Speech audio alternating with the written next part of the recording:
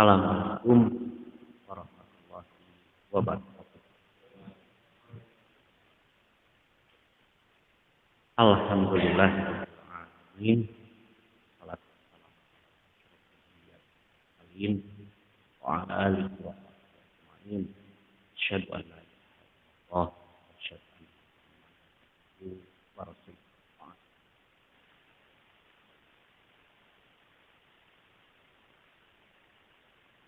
Dalam hadis yang diriwayatkan oleh Imam Ahmad, sering diulang-ulang hadis ini tentang penaklukan Konstantinopel. Rasulullah Shallallahu Alaihi Wasallam bersabda, "Latuftahanal Konstantiniyah, falani al amir, amiruha, walani al jaish, zalikal jaish." Jadi intinya Konstantinopel itu bakal ditaklukkan oleh kaum muslimin. Rasul bersabda itu tahun 627 dan peristiwanya sendiri terjadi pada tahun 1453. Jadi butuh waktu sekitar 826 tahun dari sabda Nabi sampai realisasi. Panjang pendek, Pak? Panjang kalau pakai umur kita, Pak. Tapi kalau baca sejarah, Pak, itu cuma 5 baris, Pak. Itu ya, abad 7, abad 8, abad 8, abad 10, abad 11, ya gitu. Jadi kalau kita ya misalnya mempelajari sejarah Nabi, Pak, ya, berulang-ulang, berkali-kali, berulang kali, Pak, ya, mengamatkan berbagai referensi, mendengarkan berbagai kajian, ternyata di kepala kita ilmunya cuma segini, Pak. Gitu tuh. Sebenarnya dikit, Pak, ilmunya tuh, Pak, yang kita punya itu. Ya, setelah kita kuasai, dikit ini yang ilmu. Tapi begitu disampaikan, Pak, 1 tahun sudah tamat, Pak. Gitu ya. Tahun nggak tamat. Jadi peristiwa penaklukan Konstantinopel itu terjadi pada tahun 1453 oleh pasukan kaum muslimin yang dipimpin oleh seorang pemuda umurnya baru 21 tahun, namanya Muhammad Al-Fatih bin Murad II bin Muhammad I bin Bayazid bin Murad I bin Orhan bin Osman bin Ertugrul bin Sulaiman. Itu. Coba Pak, ulang lagi Pak. Muhammad Al-Fatih bin Murad II bin Muhammad I bin Bayazid bin Murad I satacan eta Orhan tacan hiji deui bin Orhan bin Osman bin Ertugrul bin Sulaiman. Alhamdulillah hafal tuh. Itu ya. Bin Adam. Ya. Nah ternyata setiap nama dalam silsilah Sultan Muhammad Al-Fatih itu punya kontribusi dalam penaklukan Konstantinopel. Ya, penaklukan Konstantinopel itu bukan kerja Muhammad Al-Fatih sendiri, tapi kerja 8 sampai 9 generasi. Baru Konstantinopel bisa ditaklukkan. Jadi kalau bapak-bapak, teman-teman punya pikiran, kan kata Nabi udah Konstantinopel, Roma bakal ditaklukkan, baru berpikir sekarang, Pak. Itu susah untuk takluk sekarang itu. Ya 9 generasi lagi lah ke sana gitu tuh. Ya. Baru mungkin akan mulai terwujud. Tapi itu juga setelah ada ikhtiar-ikhtiar dari dari nenek moyang Sultan Muhammad Al-Fatih ini. Ya. Ya apakah ikhtiarnya itu direncanakan atau dalam tanda petik kebetulan gitu ya, oleh Allah diarahkan, itu terserah, yang jelas sudah ada geraknya gitu. Sudah ada gerak. Jadi Rasulullah SAW menyampaikan pada kita Konstantinopel akan ditaklukkan tahun 627 Masehi atau 5 Hijriah.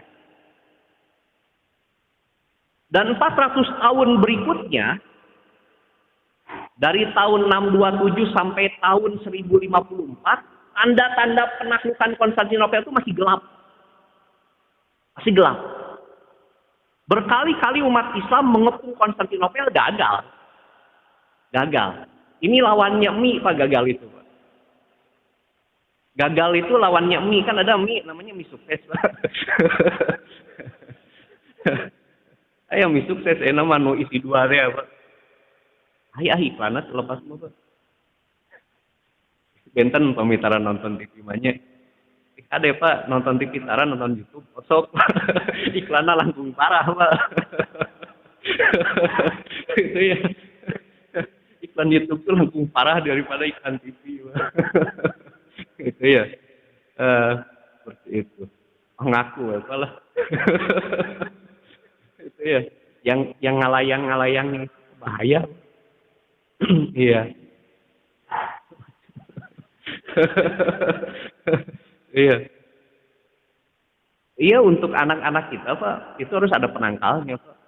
Gimana caranya iklan-iklan seperti itu bisa ya gitu. Ya. Memang, Pak, tapi namanya orang Islam, apalagi yang tinggal di Indonesia, Pak, itu biasanya pintar-pintar, Pak. Yang harusnya muncul bisa aja jadi nggak muncul, Pak, pakai aplikasi. Orang Indonesia itu biasanya bisa buat yang kayak gitu tuh. Ya. Kalau kita betulin handphone, Pak, di luar negeri, itu harus ke ahlinya gitu tuh. Ya. Kita mah Pak tukang pulsa apa di sisi jalan bisa Pak ngelaraskeun, Pak. Kerennya Indonesia itu gitu, Pak. Iya. Kita tuh hebat sebetulnya. Orang Indonesia. Cuma kayak modal ya, kayak modal itu. Nah, jadi tahun 627, 400 tahun berikutnya itu seolah-olah tidak ada tanda-tanda bahwa Konstantinopel bisa ditaklukkan. Karena tiap kali menyerang kalah. Kenapa? Konstantinopelnya sendiri masih kuat. Orang Eropa masih bersatu. Bukan menyatu, Pak ya. Karena menyatu mah butuh ribet. Gitu ya. Masih bersatu waktu itu. Yang namanya bangsa Eropa. Jadi setiap kali umat Islam mengepung Konstantinopel, bala bantuan, bukan bala-bala, ya, bala bantuan dari Eropa itu ngalir ke Konstantinopel. Baik berupa makanan, persenjataan, kemudian personil militer gitu, itu selalu mengalir ke Konstantinopel sehingga umat Islam sulit itu mengalahkannya. Jadi kita tidak bisa berpikir kita kan berada dalam kebenaran, Konstantinopel berada dalam kebatilan, sudahlah kita bertiga serang Konstantinopel, nggak bisa, Pak. Nyerang hanya mengandalkan semangat nggak bisa. Karena Quran mengajarkan pada kita untuk bermain hitung-hitungan. 10 orang beriman bisa mengalahkan 100 orang kafir kalau imannya apa, Pak? Kuat. Ya. Kalau imannya ada di puncak, tapi bukan di Bogor. Kalau iman lagi ada di puncak, bukan di Bogor puncaknya. Bukan Cianjur. Sukabumi Cianjur, perbatasannya. Cianjur. Itu 10 orang beriman bisa mengalahkan 100 orang kafir. Tapi kalau imannya biasa-biasa, Pak, kayak kita, 10 itu bisa mengalahkan 20. Jadi selemah-lemahnya iman orang beriman, orang Islam, itu tetap 1:2. Masih tetap jagoan. Tapi tetap perlu perhitungan. Gitu. Ada matematikanya gitu. Nggak bisa main semangat saja. Nggak bisa. Iya. Nah, hitung-hitungan itu belum masuk selama 400 tahun itu. Belum masuk. Gitu.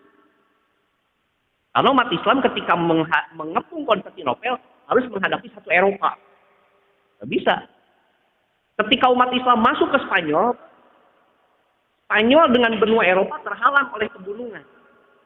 Sehingga Eropa sulit itu untuk nolongin Spanyol. Tapi begitu umat Islam masuk ke Prancis, gitu ya, itu mulai sulit. Berkali-kali umat Islam mau melangkah lebih jauh dari Prancis itu nggak bisa. Karena harus berhadapan dengan satu Eropa. Nah, tanda-tanda kemenangan itu mulai muncul pada tahun 1054. Tahun berapa, Pak? 1054. Nah, ini akan ada 10 atau 11 tanggal yang akan saya kemukakan dalam pertemuan kali ini, Pak. Wah, panjang 10. 10 kali 10 menit, 100 menit. Wah, gitu ya. Ya, insya Allah nggak akan semuanya diperpanjang, Pak. Ya. Hanya akan diperpanjang kalau nggak ada gol. Kalau ternyata 2 kali 15 menit tetap nggak ada gol, kita penalti. Nah, ya. Seperti itu. Tahun berapa, Pak? 1054. Ada peristiwa apa tahun 1054? Tahun 2020 udah hilap kan ya. Ya tahun 1054. Tahun 1054 terjadi peristiwa yang namanya skisma besar. Apa, Pak? Skisma besar. SKISMA. Skisma. Skisma besar. Peristiwa apa? Apaan ini, Pak? Skisma besar itu peristiwa apaan? Ya? Peristiwa sejarah. Betul sekali. Ini betulnya cuma sekali. Nah, istilahnya juga baru dengar, Pak ya. Jadi skisma besar itu peristiwa ketika gereja itu jadi dua. Gereja Katolik Ortodoks memisahkan diri dari gereja Katolik Roma. Gitu. Tahun 1054. Ya. Alasannya apa, bagaimana bentuknya, itu bukan urusan kita. Ya. Satu, bukan urusan kajian hari ini. Dua, itu bukan urusan kita sebagai umat Islam. Gitu, Pak ya. Seperti itu. Intinya pecah. Ya. Saling melakukan ekskomunikasi, muhabalah lah orang Bapak. Ya. Jadi ekskomunikasi itu kemampuan untuk membuka dan menutup pintu surga. Gitu, Pak ya. Jadi Santo Petrus katanya sebagai murid paling utama dari Nabi Isa alaihissalam itu punya kemampuan menutup dan membuka pintu surga. Ya, dan itu kemudian diturunkan kepada penggantinya, yaitu para paus. Nah, kemampuan ini ketika ada orang yang menyimpang, maka dilakukanlah yang namanya ekskomunikasi. Ditutup pintu surga buat dia. Gitu. Ya. Dan ini punya kekuatan politis yang besar pada Eropa waktu itu. Seorang raja yang diekskomunikasi itu bisa dikudeta sama rakyatnya. Itu Pak ya. Ini kekuatannya besar. Nah, Patriark Konstantinopel itu diekskomunikasi oleh utusan-utusan paus. Maka Patriark Konstantinopel kemudian melakukan serangan balik. Orangnya diekskomunikasi katanya. Oh gitu Pak. Kalau kata kita mah yang mubahalah pas paling kutuk gitu Pak. Ya. Kalau saya yang benar, maka kalian akan masuk neraka. Tapi kalau kalian yang benar, maka saya akan masuk neraka. Kan gitu Pak, mubahalah, ya. Mubahalah. Oke. Di tahun 1054, Gereja Katolik Roma dengan Gereja Katolik Ortodoks itu pisah. Cerai sampai hari ini. Urusannya sama kita apa? Urusannya adalah ketika nanti Sultan Muhammad Al-Fatih mengepung Konstantinopel yang Ortodoks, Roma itu nggak ikut-ikutan, Pak. Nggak nolongin, nggak ngebantuin. Konstantinopel berdiri sendiri melawan pasukan kaum muslimin yang saat itu sangat besar. Hanya mengandalkan tembok Konstantinopel yang dijaga oleh 8.000 prajurit. Jadi yang sakti itu emang temboknya, Pak. Gitu ya. Temboknya itu luar biasa gitu. Luar biasa kuat. Sehingga dengan dikepung oleh 200.000 prajurit Muhammad Al-Fatih dan dijaga hanya oleh 8.000 prajurit, itu bisa bertahan 53 hari. Kuat Pak ini benteng. Ya, dengan izin Allah. Ya. Dan ternyata nanti memang takluknya itu Pak, gara-gara lupa nutup pintu Pak. Jadi Sultan Muhammad Al-Fatih dengan pasukannya bisa masuk itu karena ada satu pintu cadangan yang dipakai untuk keluar pasukan Konstantinopel menyerang kaum muslimin. Begitu diserang balik, mereka masuk, lupa ditutup pintunya Pak. Gara-gara pohon Pak. Gitu ya. Bukan karena umat Islam itu hebat bisa menghancurkan pintu Konstantinopel, gerbang Konstantinopel, bukan Pak. Tapi karena lupa nutup pintu pasukan penjaganya itu. Ya. Jadi ketika ada kemampuan, gak ada kesempatan, susah juga Pak. Tetap kesempatan itu perlu, itu pemberian dari Allah kesempatan itu. Ya. Kalau kita gak punya niat, gak punya keinginan, ketika kesempatan datang kita gak siap menyambut kesempatan itu. Tapi kalau kita sudah punya keinginan, punya niat, sudah mulai melangkah, datang kesempatan, tinggal ambil, Pak. Gitu. Ya. Nah ini 1054, tahun 1054. Berarti kita masih punya 10 atau 9 tanggal lagi, Pak. Ya, Pak ya. Ada 10 atau 9 tanggal lagi. Baik, kita sekarang, nah dari tahun 1054 ke tahun 1453 itu berapa tahun, Pak? Dari 1054 sampai tahun 1453 berapa tahun? 400 tahun kurang hiji. 399 tahun. Jadi pintu itu mulai dibuka, ke penaklukan itu masih butuh waktu 388 tahun. Gitu, Pak. Katakanlah pintu gerbang Roma itu sekarang udah kebuka buat umat Islam. Butuh waktu 400 tahun lagi, Pak. Gitu, Pak. Alam ya, Pak, gitu tuh. Kita nggak usah gurung gusuh gitu, Pak, yang namanya berjuang gitu, Pak. Ya. Berjuang itu nggak usah gurung gusuh. Begitu juga ketika kita berjuang untuk diri sendiri, untuk keluarga, untuk bangsa kita, itu untuk agama kita, nggak usah gurung gusuh, Pak. Ya, alam, Pak. Gitu. Tenang aja. Yang penting kita melangkah dengan pasti. Salah gue tuh ya. Dengan pasti. Dengan pisah itu teh. Mulai terkenang bapak-bapak lagu ya.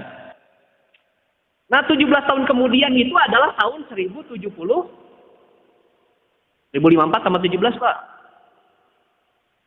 1071. Itu terjadi sebuah perang besar namanya perang Manzikert. Perang apa, Pak? Manzikert. Manzikert. Manzikert. Tapi yang biasa bicara bahasa Arab itu kesulitan, Pak. Ngomong gitu sehingga biasanya dibacanya itu Malazkert. Malazkert. Perang Manzikert. Tahun 1071. Perang apaan ini? Pada tahun ini, Kaisar Romanus IV Diogenes, yaitu Kaisar Romawi keempat yang namanya Romanus, ya, membawa 200.000 prajurit menyerang dunia Islam. Yang saat itu sedang dipimpin oleh kerajaan Turki Seljuk. Kerajaan apa, Pak? Turki Seljuk. Turki Seljuk ini satu kelompok bangsa Turki yang nenek moyangnya itu namanya Seljuk bin Tukok. Wah, itu Pak. Siapa namanya, Pak? Seljuk bin Tukok. Tukok, Bu. Iya, bin Tukok. Tukekak buah tukekok. Takokak buah takekok itu namanya. Seljuk bin Tukok. Yang nama nenek moyangnya itu. Bapak pertamanya orang Seljuk itu gitu. Seljuk namanya. Yang pada tahun 1055 berhasil masuk ke Baghdad dan kemudian mengusir orang-orang Bani Buaid yang kemarin menguasai Baghdad. Ini adalah salah satu suku Dailam yang bermazhab Syiah yang menguasai Baghdad. Jadi waktu itu Khalifah Abbasiyah di Baghdad cuma jadi boneka.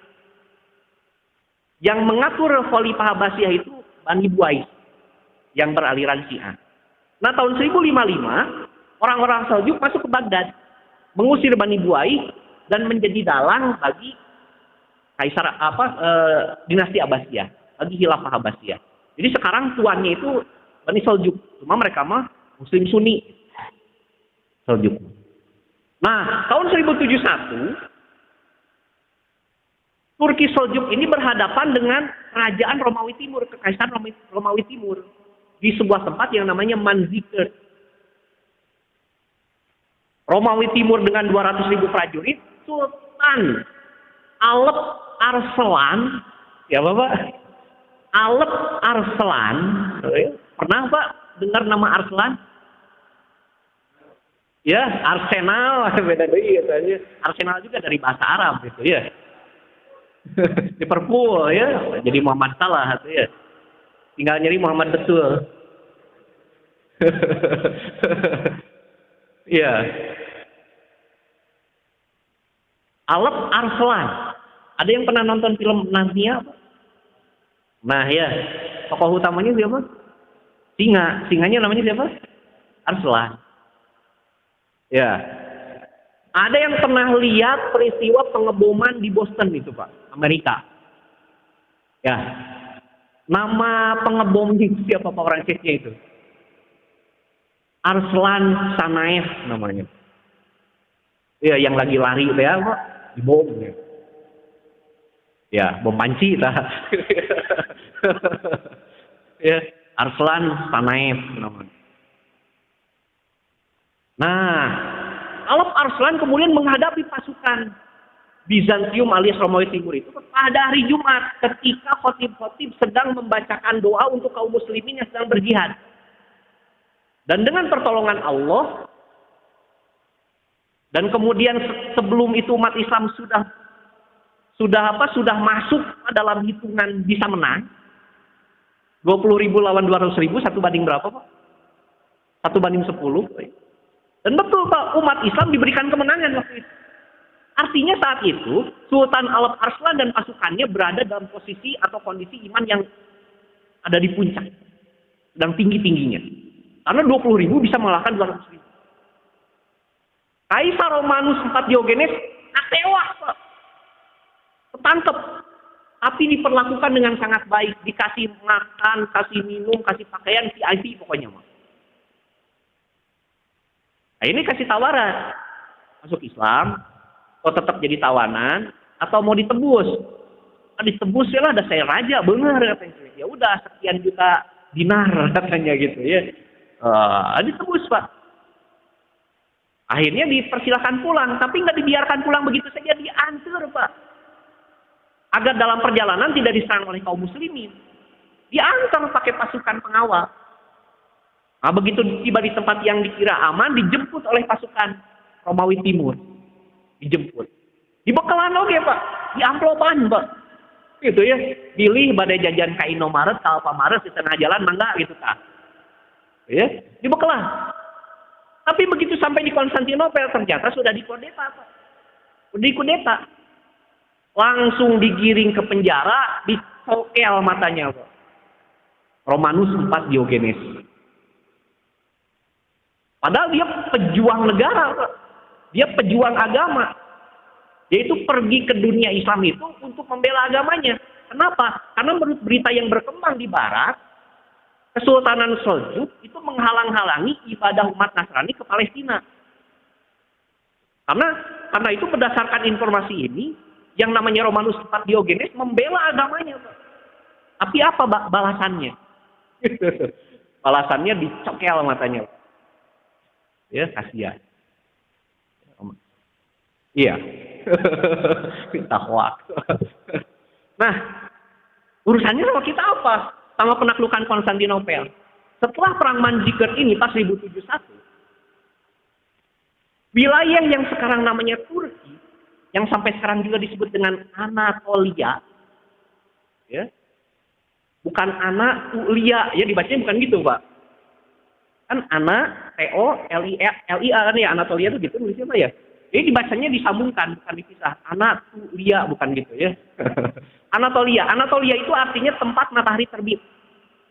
Lawannya Eropa, tempat matahari terbenam. Jadi Eropa itu artinya tempat matahari terbenam. Anatolia, Anadolu atau Asia artinya tempat matahari terbit.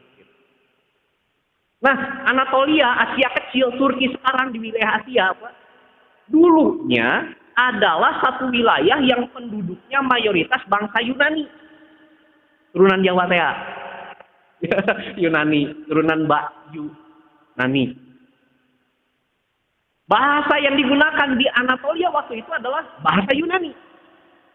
Agamanya Katolik Ortodoks. Tapi setelah peristiwa Perang Manzike, tentara Romawi Timur ditarik semuanya ke Eropa, Pak. Orang-orang Yunani yang merasa tidak ada pelindung lagi, Pak, pindah, Pak, ke Eropa juga. Dikosongkan yang namanya Turki itu, Pak. Yang nggak kosong-kosong banget sih, gitu ya. Tapi mayoritas itu pindah. Maka orang-orang Turki Seljuk mulai bermigrasi ke wilayah yang sekarang namanya Turki. Sehingga wilayah itu dikasih nama Turki, gitu, Pak. Itu sejak tahun 1071 dimulainya. Ya, dimulainya itu 1071. Turki disebut Turki, gitu, Pak. Turunan kidul. Itu ya, turunan kidul. Ya, jadi dulu mah Turki itu penghuninya bukan orang Turki. Turki itu dulu penghuninya orang Yunani, Pak. Turunan Jawa. Iya. Turunan Jawa. Yunani. Gitu. Nah, sementara yang akan menaklukkan Konstantinopel itu orang Turki. Jadi dengan peristiwa ini, para penakluk itu makin dekat, Pak. Walaupun bukan pemimpinnya, karena pemimpinnya belum ada di situ. Nenek moyangnya juga belum ada di situ. Itu, Pak, ya. Tahun berapa itu, Pak? 1071. Nah, sekarang kita masuk ke tahun 1191. Tahun berapa, Pak? 1191. Tanggal yang pertama tadi tahun berapa, Pak? 1054. Yang kedua 1071. Yang ketiga 1191. Insya Allah lah, Pak, pulang ke rumah nggak akan lupa. Ya, nggak akan lupa. Kenapa? Karena di sini oke malah ingat. Kalau nggak ingat kan malah lupa, Pak. Itu ya. Lupa itu kalau pernah ingat, Pak. Jadi cara praktis biar kita nggak pernah lupa, Pak, jangan diingat-ingat. Insya Allah mau bohong, Pak. Ya, orang yang lupa itu karena pernah ingat, Pak. Nah, 1191 itu lahir nenek moyang Sultan Muhammad Al-Fatih. Yang nantinya pertama kali muncul ke dalam sejarah lewat koin yang dibuat oleh anaknya. Lewat uang yang dibuat anaknya muncul namanya. Namanya adalah Ertugrul bin Sulaiman. Ya, Pak? Ertugrul bin Sulaiman. Ini ada filmnya nih, drama seri di Turki, ya, di TV. Apa namanya teh, dirilis Ertugrul. Ya. Dulu pernah ada katanya yang versi bahasa Indonesia, tapi sekarang udah nggak ada, Pak. Nggak tahu, nggak boleh atau gimana. Karena di beberapa negara Arab itu dilarang, Pak, film dirilis Ertugrul itu. Kenapa? Katanya promosi persatuan Islam, katanya. Bukan persis, Pak.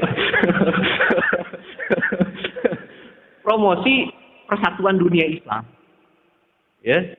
Kayaknya dilarang di beberapa negara Arab. Tapi di negara-negara Eropa, di Amerika itu bebas, boleh, nggak jadi masalah. Sampai beberapa orang Amerika itu masuk Islam gara-gara nonton film Ertugrul ini, Pak. Nonton film masuk Islam, Pak. Pendak serang orang Islam nggak pernah. Baca Quran nggak pernah, Pak. Tapi nonton film dia masuk Islam gitu. Ayat modal gitu, Pak. Ya namanya hidayah Allah, Pak. Ya. Hidayah Allah seperti itu, ya. Caranya itu bisa gimana aja. Ada tuh, Pak, orang lumpuh. Ya, Pak, ya. Orang lumpuh nggak bisa menggerakkan apapun kecuali kepalanya, Pak. Tergeletak di panti apalah namanya gitu, ya, Pak. Masuk Islam, Pak. Gak tahu yang namanya Muslim, gak tahu yang namanya, gak kenal sama Muslim, gak tahu yang namanya Al-Quran, gak tahu, Pak. Gak tahu. Tapi ketika dia tidur, mimpi ketemu dengan Rasulullah SAW. Gitu tuh. Begitu bangun, ngucap syahadat, Pak. Ya tuh Allah, Pak, yang namanya hidayah gitu tuh.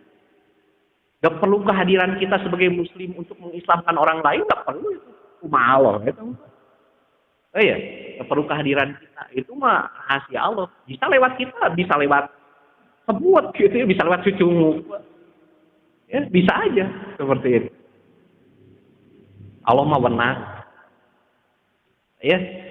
Nah, jadi Ertugrul ini lahir tahun 1191. Walaupun ini masih dipertanyakan gitu ya. Karena data kelahirannya itu tidak diketahui, cuma data kematiannya dikatakan Ertugrul itu meninggal usia 90 tahun. Satu versi mengatakan wafat tahun 1280, satu versi mengatakan wafat tahun 1280.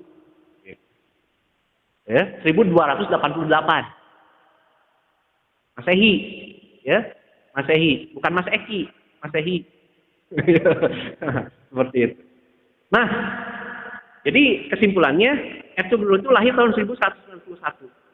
Ini perkiraan. Nah, Ertugrul ini lahirnya itu di kota Merv. MERV. Merv. Kota apa, Pak? Merv. Atau Marwa. Tapi nggak pakai sofa. Ya, sofanya nggak pakai meja. Gitu ya. Kota Merv atau Mary. Atau pernah juga disebut namanya Iskandariah. Pernah, Pak? Bukan Iskandariah di Mesir. Karena Alexander Zulkarnain itu atau Alexander the Great itu membuat banyak kota, kasih nama semuanya Iskandariah gitu, Pak. Alexandria. Iya. Di mana-mana itu, Pak. Ya. Nggak tahu di Cibogo ada nggak gitu Alexandria. Itu nyampe juga nak kadinya mah. Karena Alexander the Great itu cuma nyampe India. Seorang raja yang hebat di usia 33 tahun bisa menguasai barat dan timur, Pak.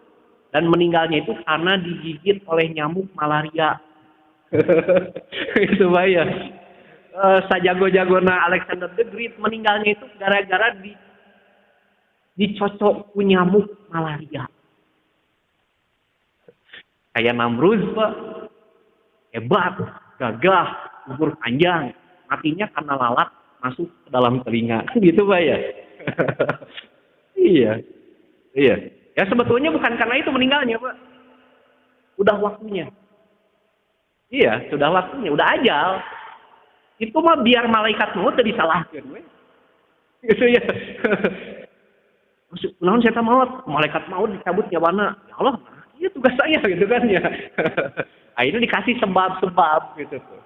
Sebab-sebab kematian. Padahal bukan itu penyebab aslinya, Mas. Itu udah waktunya. Udah waktunya. Kunaon saya maut tilelep. Kamari saya tilelep teu naon. Hirupan itu mah ya.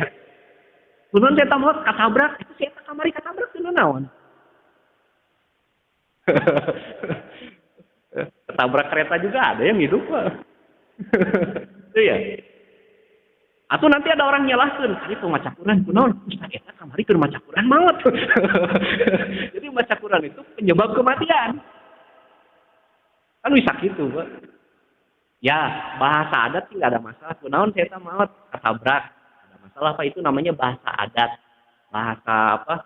Kebiasaan kita nyebutnya kayak gitu. Ya. Tapi kalau kita punya keyakinan dalam hati bahwa mobil bisa menyebabkan kematian dalam arti sesungguhnya, itu menyimpang dari akidah. Tapi kalau cuma sekedar bahasa sehari-hari, no problem. Nah, eta kunaon rambut bisa pondok itu. Oh, dipotong bu tukang cukur. Emang tukang cukur punya kemampuan potong rambut gitu. Mun dileuleuskeun ka Allah mah biasa, Pak. Gitu ya. Jadi yang motong rambut itu, yang membedakan rambut itu ya hakikatnya mah Allah. Iya, tapi nggak ada masalah ketika kita mengatakan, rupanya jadi pondok itu loh, kamari saya tukang potong rambut, nggak ada masalah. Nggak ada masalah, karena emang itu bahasa kebiasaan kita sehari-hari. Yes. Kalau itu jadi masalah, musyrik kabeh kita, Pak. Kan cilaka, Pak. Gitu ya. Jadinya tuh makan, itu ngiswareg. Kalau ngiswareg gitu, tadi makan nasi, emang nasi bisa membuat wareg? Gitu tuh. Nah, yang mengenyangkan mah Allah. Ada orang udah makan berapa banyak pun tuh wareg-wareg. Seperti itu. Iya, jadi yang membuat kita kenyang itu ya Allah. Syariatnya lewat nasi gitu. Tapi apakah kita berdosa ketika mengatakan, "Dahar saya mau wareg?" Enggak dosa. Nggak dosa seperti itu. Karena itu bahasa adat, bahasa kebiasaan. Ya, bahasa kebiasaan. Nah, jadi Ertugrul itu lahir tahun 1191 di kota Merv. Ya, di kota Merv. Bapaknya namanya Sulaiman Shah. Ibunya namanya Haime Hatun. Haime Hatun. Dia punya dua kakak laki-laki. Yang pertama namanya Sungkur Tekin.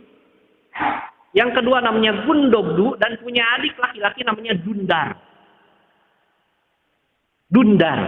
D-U-N-D-A-R. Dundar. Ya, Dundar. Opa. Dan mereka tinggal di sekitar Merv. Hidupnya nomaden. Pindah-pindah. Nomaden. Lawan dari nomaden itu adalah Habenagen. Mugen. Mugen. Iya. Mugen itu judul lagunya Kitaro, Pak ya, ada ya? Mugen Soy. Ada ya? Kitaro tahu nggak, Pak? Nah, itu instrumental itu ya. Tapi bukan Kitaro Minami, Pak. Itu Mas Satria Baja Hitam. Itu aja. Yang sekarang model motornya itu jadi merek motor. Ada merek motor yang modelnya kayak gitu ya, tapi tahun-tahun kemarin. Ya, Satria. Kan keren, Pak, Satria Baja Hitam ya, motornya keren zaman dulu, juga jangkrik gitu, Pak. Aino biasa. Ya. Nah, tadi Pak jadi Kak Satria Minami. Ya. Mugen. Nah, nomaden. Hidupnya pindah-pindah. Gak menetap. Ya. Menggembalakan kambing. Seperti orang Arab Badui. Ini Ertugrul. Dia tinggalnya di Merv. Masih jauh ke Turki. Tahun 1191 itu belum apa-apa. Belum apa-apa. Ini udah pelajaran, tapi nantilah di situ kita bujem banyak. Kita lanjut saja ke tahun berikutnya, Pak. Tahun 1221. Tahun berapa, Pak? 1221. Ada peristiwa apa? Mongol menyerang dunia Islam. Emang ada masalah apa? Kita kembali ke tahun 1206. Cuma yang tahun ini mah nggak usah diingat-ingat. Ya, yang diingat-ingat mah tadi 1221. Walaupun hasilnya nggak ingat, nggak apa-apa. Gitu ya. Tapi kita kembali ke tahun 1206. Suku-suku di Mongol berkumpul. Lalu mereka berbicara bersama-sama, bermusyawarah, dan hasilnya kita harus bersatu. Kita bangun sebuah kekaisaran Mongol. Semua setuju, Pak. Semua setuju. Ini model ginilah yang namanya pertemuan yang diberkahi itu, gitu, Pak ya. Tapi ini memang berkah, Pak, buat umat Islam nantinya, Pak. Berkah, Pak. Ya, berkah. Tahun 1206 mereka berkumpul dan sepakat bagaimana kalau suku-suku Mongol ini bersatu membentuk kekaisaran. 17 katanya. Huruf S pakai angka 7. Oh ya, 17. Wah, ya, 7. Maka mereka berdiskusi lagi, saha nu harus diangkat menjadi kaisar kita. Saya itu si Temujin katanya. Temujin, Pak. Ini temennya Temulawak. Ya. Kerjanya di Ciamplas. Makanya sering Temujin. Namanya Temujin. Nah, Temujin ini akhirnya dilantik menjadi kaisar Mongol, dikasih gelar kaisar semesta. Bahasa Mongolnya Cingiskan. Atau bahasa Sundanya Jengiskan. Wah, ya, udah pakai bahasa Sunda we, Jengiskan. Artinya kaisar semesta. Nah, maka dari situ pandangan Jengiskan kemudian mengarahkan bangsa Mongol ke arah Cina. Untuk apa? Menaklukkan Cina. Nah, ke dunia Islam. Dunia Islam buat Jengiskan itu dunia yang kuat, gak bisa dijamah. Akut Jengiskan ke dunia Islam, Pak. Yang kelihatan tuh Cina aja dalam pandangan Jengiskan itu. Orang serang Cina. Menang kalah, Pak. Pada akhirnya. Orang Mongol lawan orang Cina. Yang menang mana? Mongol, Pak. Sehingga nanti berdiri dinasti namanya dinasti Yuan. Gak pakai Qi. Kalau Yuan Qi itu yang suka Dinasti Yuan. Dinasti Yuan itu sebelum dinasti Ming, Pak. Ya, Ming tukang bodor deh, Pak. Oh, Ming gitu. Itu dinasti Ming sebelumnya dinasti Yuan. Ya, dinasti Yuan. Dinasti Yuan itu pendirinya orang Mongol. Kubilai Khan. Ya, Kubilai Khan. Gitu. Nah, jadi Mongol itu menang lawan Cina, Pak. Tapi tahun 90-an pernah muncul sebuah film, namanya adalah film The Legend of the eta bahasa urangna naon? Pendekar Raja Wali Sakti. Eta judul namanya. Dengan tokohnya adalah Yoko dan Bibilung. Itu lah ya, masih emos lah, tapi akang-akang lah ya yang baru 20-an belum hafal. Andy Lau-nya. Ya, Andy Lau.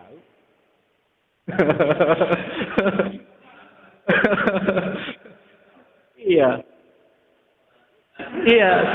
Itu teh kan mengganti film Tolyongko ya.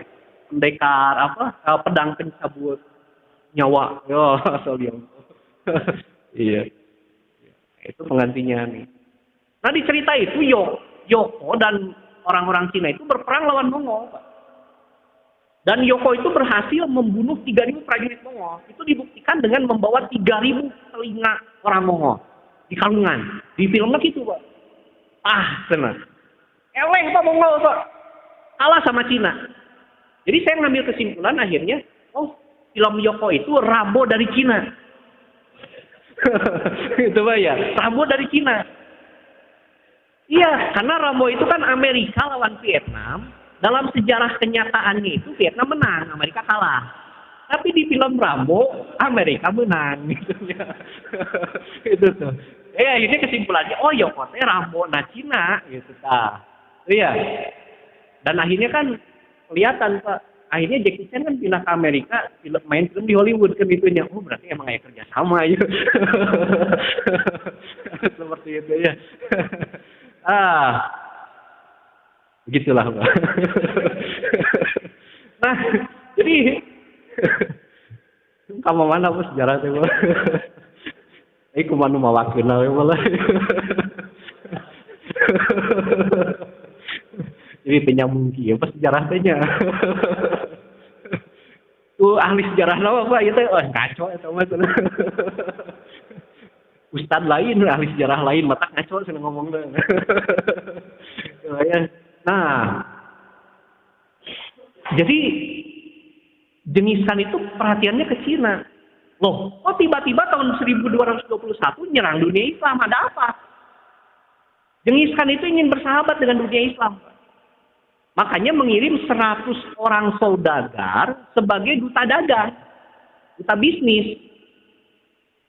Untuk menemui kaisar perbatasan dengan Mongol adalah kerajaan Islam namanya Khwarizm. Ya, atau Khwarizm. Khwarizm. Khwarizm. Sultannya waktu itu adalah Muhammad Shah. Sultan Muhammad Shah. Ya, nama sultan. Tapi belum sampai menemui Sultan Muhammad Shah ketika tiba di provinsi Otrar namanya, Otrar, Otrar. 100 utusan ini ditangkap sama gubernur, dihukum mati semuanya, Pak. Dihukum mati. Kenapa? Kata gubernur, Baginda, ini adalah mata-mata. Spion. Ya, bukan kaca spion. Spion. Spionase. Ya. Jadi kaca spion itu memang untuk melakukan spionase, Pak. Pengintaian ke belakang. Gitu ya. Jadi ini Pak, mata-mata katanya. Ya sebenarnya nggak salah-salah amat jadi gubernur Otrar ini. Karena biasanya memang yang namanya intel itu suka nyamar jadi pedagang gitu, Pak. Itu biasa, Pak. Biasa. Iya. Biasa itu, Pak. Jadi saya pernah ngobrol sama Pak Agus Taman, ya pernah jadi ajudannya Bung Karno beliau itu, Pak. Ya. Nah, ketika beberapa perwira atau prajurit TNI kita ditangkap sama Singapura, Pak, ya. Dan mau dijatuhi hukuman mati, maka Pak Gustaman ini dikirim ke sana, ke Singapura, untuk membebaskan, melakukan aksi pembebasan. Diberi beberapa juta dolar itu. Ya, diberi beberapa juta dolar untuk menyukseskan misi ini. Apa yang beliau lakukan? Di depan gedung tempat tentara kita ditahan itu, beliau berpura-pura dagang sate Madura. Dia bari ngipas, bari ningali, bari ngobrol, ya. Wah, gitu. Cuma misi belum selesai, kabur digantung. Ya, itu kan terkenal sampai negara kita kemudian membuat apa pakai nama orang ini, 2 orang kalau nggak salah itu. Cuma saya nggak ingat namanya siapa, Pak? Harun dan Usman ya. Nah, Harun dan Usman. Ya, gitu ya. Harun al-Usman ini. Harun dan Usman. Nah, peristiwa itu, Pak. Tapi beliau itu Pak, menjalankan profesi intelnya itu dengan dagang gitu.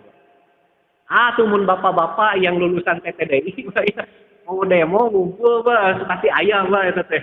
Nah, itu ya karena tinggal jadi tukang dagang gitu. Nah, jadi tukang dagang gitu. Gitu. Memang biasa itu, Pak. Ketika Bani Abbas mau memberontak terhadap Bani Umayyah,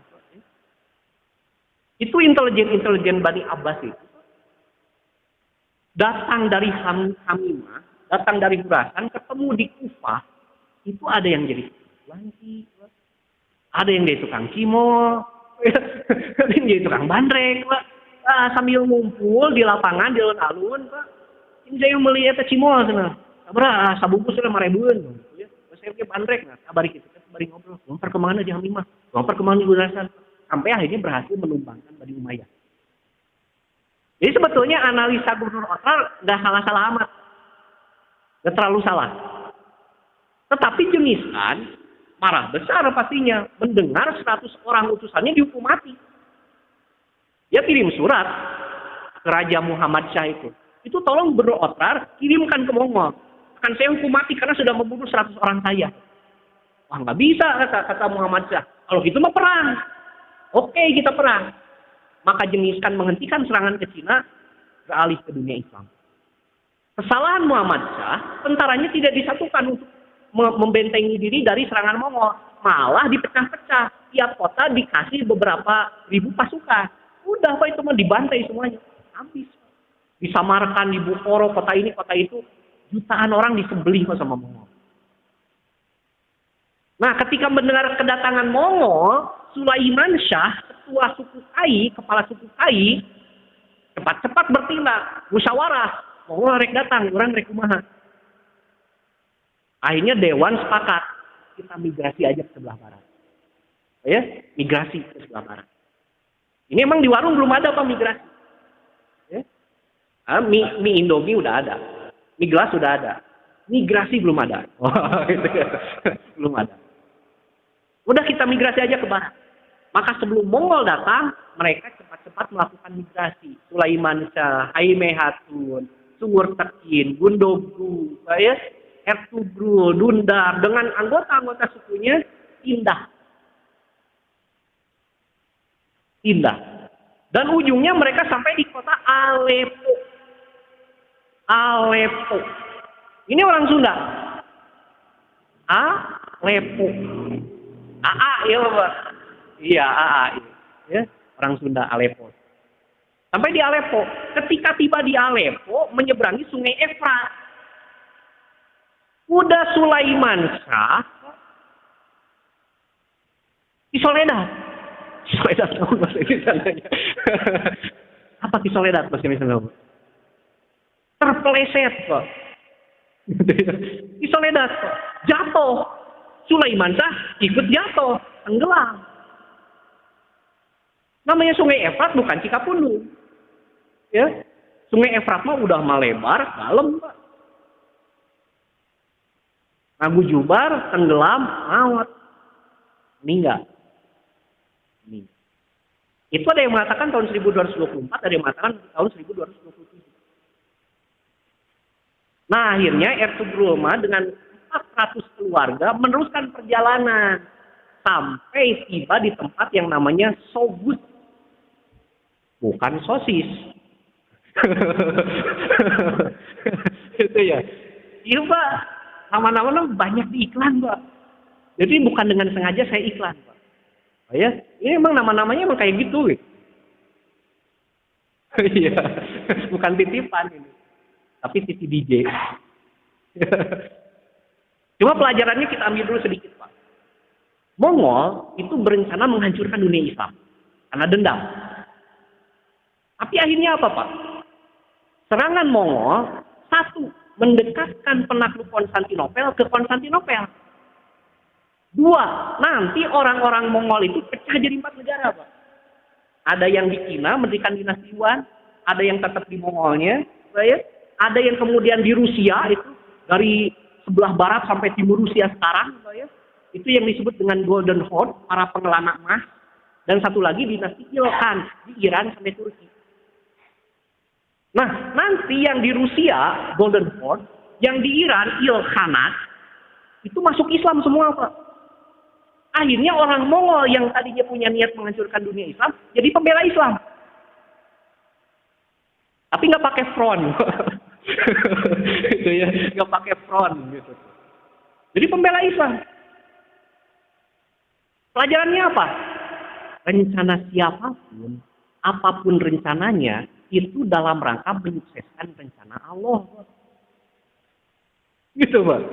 Rencana siapapun, apapun rencananya, itu dalam rangka menyukseskan rencana Allah.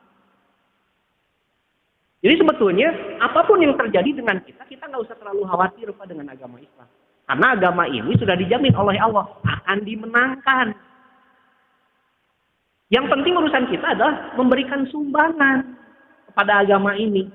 Walaupun kecil, no problem. Gitu tuh. Jangan sampai kita diam, duduk, terpaku. Iya. Diam-diam aku sendiri. Tanpa dirimu lagi. Jadi jangan diam. Yang minimal sumbangan kita apa, Pak? Ngaramekin masjid misalnya. Ya. Itu juga sumbangan kita lah buat Islam. Walaupun ya buat Islam itu nggak ada harganya, Pak. Kembalinya ke diri kita lagi. Pak. Pahalanya balik ke diri kita lagi. Minimal kita nyumbang gitu. Nyumbang ke agama ini. Walaupun cuma dengan berangkat dari rumah ke masjid. Apakah itu tidak seberapa? Ya sebetulnya seberapa, Pak. Karena dari rumah ke masjid itu berat, Pak. Berat, Pak. Dari rumah ke stadion bola yang senang mah gampang. Dari rumah ke tempat konser hujan-hujan buat yang senang gampang. Tapi ke masjid buat yang senang juga, Pak. Walaupun hujan rada susah oge. Gitu ya. Kenapa? Masalahnya ada penghiburnya pada hadis, Pak. Ketika hujan turun, as-sholatu fi buyutikum. Anggus, kada ya hadis. Belum, Pak. Gitu ya. Emang ada hadisnya, Pak. Tapi akan jadi luar biasa. Hujan-hujan ke masjid kan gitu ya. Luar biasa seperti itu. Ya itu terserah lah ya. Dari sisi fikih, apa itu hukum sholat di masjid itu beda-beda pendapat. Mayoritas mengatakan sunnah muakkad. Kemudian Imam Syafi'i yang lebih kuat mengatakan itu fardu kifayah. Imam Ahmad bin Hanbal mengatakan itu fardu ain. Gitu ya. Itu beda-beda pendapat.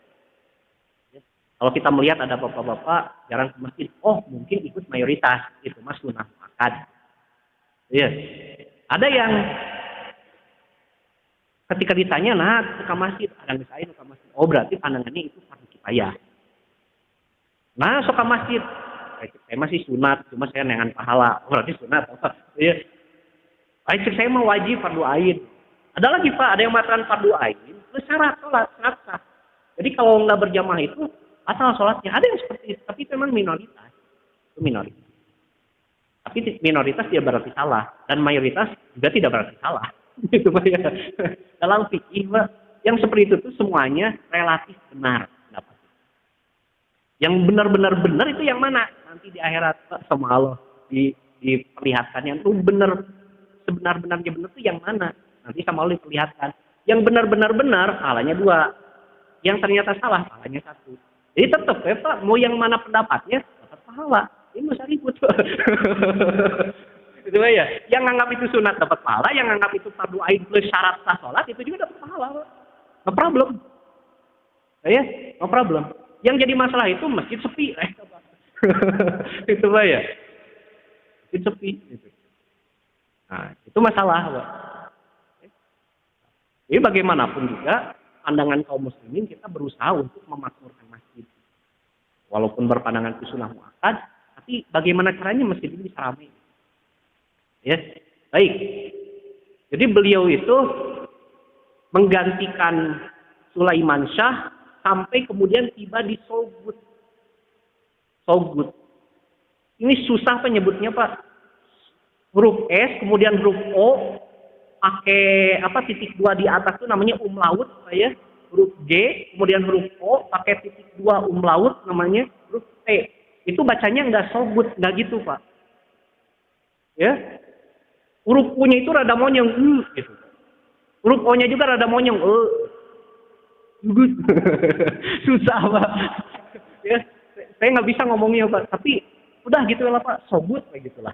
Iya, saya bukan orang Turki.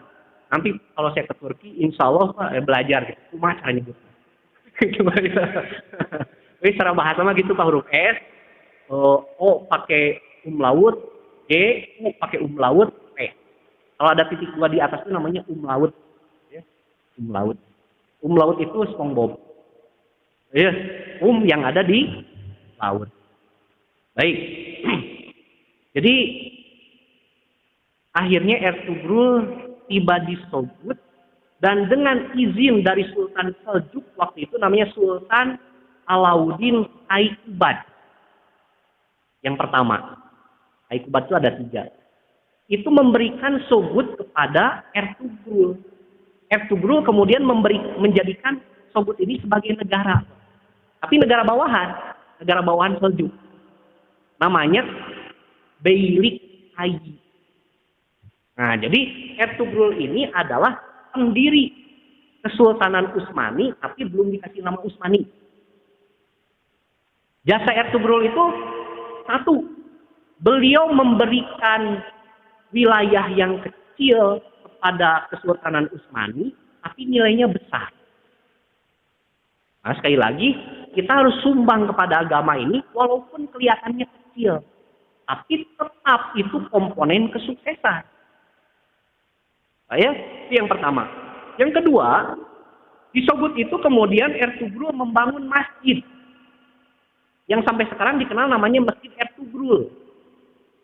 Untuk apa? Dijadikan pusat komunikasi, pusat kegiatan sosial.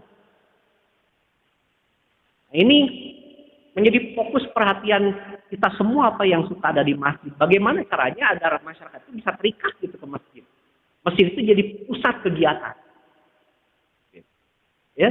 Yang ketiga, Sogut itu tempat yang sangat strategis untuk lahirnya kekaisaran. Kenapa? Waktu itu dunia Islam digencet oleh 2 kekuatan besar, satu Mongol, satu tentara Salib. Nah, Sogut ini ada di titik yang paling jauh dari Mongol dan titik paling jauh dari tentara Salib. Jadi relatif aman. Gitu, Pak. Plus, dia berada di perbatasan Bizantium yang merupakan negara yang hampir mati lagi sekarang. Sehingga nanti satu persatu wilayah Bizantium itu ditaklukkan oleh Ertugrul. Ya. Baik, kita lanjut ke tahun 1243. Ini singkat saja. Terjadi perang namanya Perang Kosedag.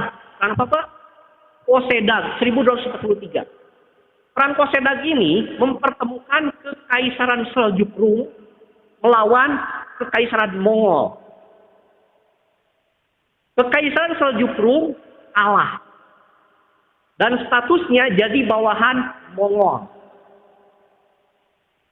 Loh, kok orang Islam bisa kalah oleh Mongol? Karena ada pengkhianat. Pengkhianat ini memihak ke Mongol. Dan kebetulan panglima perangnya. Gitu. Sehingga memberikan strategi yang salah kepada Kesultanan Seljuk. Dibantai sama Mongol. Itu pengkhianat itu, Pak. Ya, tega gitu, Pak. Menyerahkan nyawa anak bangsa itu kepada musuh. Gitu. Tega. Ya. Di antara pengkhianatnya itu ada yang namanya Sa'aduddin Kopek. Di film ada itu, Pak, di filmnya. Ya. Sa'aduddin Kopek ini sampai berani meracun Raja Alauddin Kaikubad itu. Sampai meninggal, Pak. Dia berkuasa, ketahuan sebagai pengkhianat, akhirnya dihukum mati. Digantikan oleh anaknya Alauddin Kaikubad, yaitu Ghiyasuddin Mas'ud. Ya, Ghiyasuddin Mas'ud. Nah, jadi kalah. Tapi apa dampaknya terhadap penaklukan Konstantinopel? Sekarang negara negaranya Ertugrul jadi semi independen. Kenapa? Karena status Seljuk yang tadinya atasan itu turun gitu, Pak. Jadi lebih bebas ngatur negara. 1243. Masuk tahun 1258. Mongol menyerang Baghdad, menghancurkan Baghdad dan menyembelih 2 juta penduduknya yang muslim. Yang muslim saja. Yang Yahudi, yang Kristen, yang Muslim Syiah itu nggak dibantai. Cuma Muslim Sunni yang dibantai waktu itu. 2 juta orang. 2 juta orang. Itu memang tidak ada hubungannya dengan dinasti Utsmani. Karena memang dinasti Abbas sudah tidak punya kekuatan apa-apa. Tapi pada tahun yang sama 1258 lahirlah seorang laki-laki namanya Osman, yaitu anaknya Ertugrul. Osman inilah yang nanti menjadi nenek moyang kerajaan Osmania atau Ottoman yang akan menaklukkan Konstantinopel. Jadi pada saat dunia Islam ada di titik nadir, benih kebangkitan sudah mulai tumbuh. Kita nggak tahu, Pak, ketika tahun 1924, ketika dunia Islam dihebohkan dengan dihapuskannya Kekhalifahan Utsmaniyah, mungkin saat itu benihnya sudah lahir. Ya, 1258 ke 1453, butuh waktu 200 tahun. Pak. Jadi dari 1924 itu 200 tahun deui, Pak. Gitu tuh, ya. Puncak itu, 200 tahun deui. Insya Allah, ya. Kalau Allah berkehendak bisa lebih. Malah. Itu Pak. Tahun 1258. Tahun 1261. Khilafah Abbasiyah kembali berdiri, tapi di Mesir. Kemarin di Irak, sekarang di Mesir. Tidak ada hubungannya dengan penaklukan Konstantinopel. Tapi pada tahun yang sama, terjadi peristiwa lain, Pak. Pada tahun 1204, tentara Salib menyerang Konstantinopel. 1204. Tentara Salib menyerang Konstantinopel. Tentara Kristen menyerang tentara Kristen. Katolik Roma lawan Katolik Ortodoks. Akhirnya Konstantinopel dikuasai oleh orang-orang Katolik Roma. Sehingga Bizantium Romawi Timur pecah jadi 4. 1 kerajaan Latin Konstantinopel, 2 kerajaan Nikea, 3 kerajaan Trebizond, 4 despotat Epirot namanya, Pak. Bukan Maerot, Epirot. Epirot atau Epiros. Jadi 4. Nah, ini udah makin dekat ke penaklukan karena udah pecah jadi 4. Pak. Tahun 1204, tahun 1261, tentara Yunani, orang-orang Yunani berhasil mengambil alih kembali Konstantinopel dari tangan Latin tahun 1261. Dampaknya besar. Kenapa? Karena setelah Kaisar Nikea pindah kembali ke Bizantium, semua uang militer, semua yang dimiliki oleh kekaisaran ditumpahkan di barat untuk menjaga perbatasan barat agar jangan diserang oleh Latin. Sehingga perbatasan timur kosong, Pak. Nah, saat itulah yang namanya Ertugrul, Osman, Orhan mulai menggerogoti wilayah Bizantium di Asia. Karena memang perbatasannya tidak dijaga. Ini sudah rencana Allah, Pak. Sehingga dimudahkan gitu, Pak. Dimudahkan. Ya. Sampai ini seluruh provinsi Bitinia, provinsi terakhir Romawi di Asia itu direbut oleh dinasti Utsmani. Karena Romawinya sendiri sedang fokus di barat. 1261 itu. Dan pada tahun 1280, Ertugrul wafat. Beliau digantikan oleh Osman yang lebih cerdas, lebih berani, lebih hebat dari bapaknya. Itu tanda bapaknya sukses. Sukses mendidik anaknya. Karena Osman ini lebih hebat dari bapaknya. Bapaknya hebat, anaknya lebih hebat. Nah, bagaimana kisah Osman yang kemudian nanti berhasil menaklukkan hampir seluruh provinsi Bitinia kecuali 2 kota saja yang belum, yaitu Nikea dan Nikomedia. Insya Allah kisahnya bulan depan. Tuh panjang, Pak. Jam setengah, Pak. Gitu ya. 10 menit kali 10, Pak. 100 menit, gitu ya. Lumayan. Mudah-mudahan bermanfaat ya Pak ya. Walaupun jadi tunduh Pak karena kepanjangan ini. Mudah-mudahan ada yang nyerap lah Pak ya. Nanti di rumah tumpahkan lagi Pak, bisa riut.